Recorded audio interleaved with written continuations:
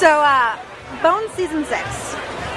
What when you look back at it, what is the thing that stands out the most to you? Do you mean a favorite scene thing, or just how we... in general. When you think of Bones season 6, what is the first thought that comes into your head?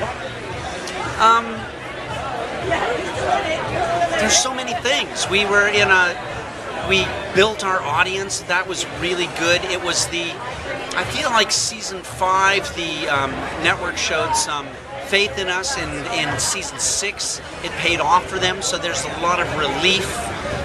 There's the roller coaster ride that was the creative part of the season. Getting hollered at and adored all in one, the most hated and the most loved by some of the fans.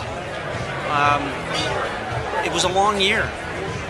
What I'm always going to remember about it is that there's no holiday between season 6 and season 7. I'm a very simple man. You just want your days off, basically. I just want some days off. But you got a new show out of it, too, so there's that. Yeah. Yay. Yeah. Watch out what you hope for. Yeah. I remember at Paley where you said you'd give anything to have that show get picked up. Yeah. And the next day it was. It was the next day, It was, yeah. Oh, that's right. Yeah, I'm glad it's picked up. I like it. It's fun. I love the writers that we hired. Dan Sackheim and Bahan Musikian came on. They directed and produced the Finder part of that Bones episode. Are you seeing if I'm going in and out? I'm laughing at you bobbing out of the thing, even though I'm standing perfectly still. Continue on. I should just keep going like this. Do you think I won't follow you? Yes, I love the Finder. Yes. And so... Ask me again when we start shooting. We're in just like 2 weeks, right? Yep, August 15th. Okay, good to know. And so, given, as you mentioned, there were some strong reactions to the 60s in both positive and negative. Yeah. Was there anything you would have done differently? Did you see the ratings, Marisa? No. Well, actually, I will say that my favorite episode of the season had the worst ratings of the season. The what? My favorite episode of the season had the worst ratings of the season. Yeah. So... You got to blame the episode before. Yeah, our ratings just went up. I don't regret a thing. I don't regret a thing. So if you had known that Brennan was going to be pregnant by the end of the season, would you have done anything differently? No. We did not know Brennan would be pregnant by the end of the season. Right. We did know that they would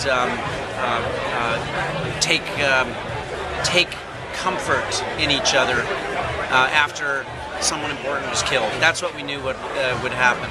Right. So we really didn't change much. One scene, really, if you think about it, it's the scene where she turns to him and says, "I'm pregnant and you're the father." That scene did not exist in our original thought. That makes it sound like we knew exactly what we were going to shoot. We didn't, but we knew the shape of the season. So what would have taken its place? Well, we would have had to deal with the fallout of them sleeping together in a way that wasn't a child. It wasn't a birth. I think this is better. Once I got over, I knew Emily was kind enough to tell me that she was pregnant early, before she told other people, so that I could subtly steer the show in that direction.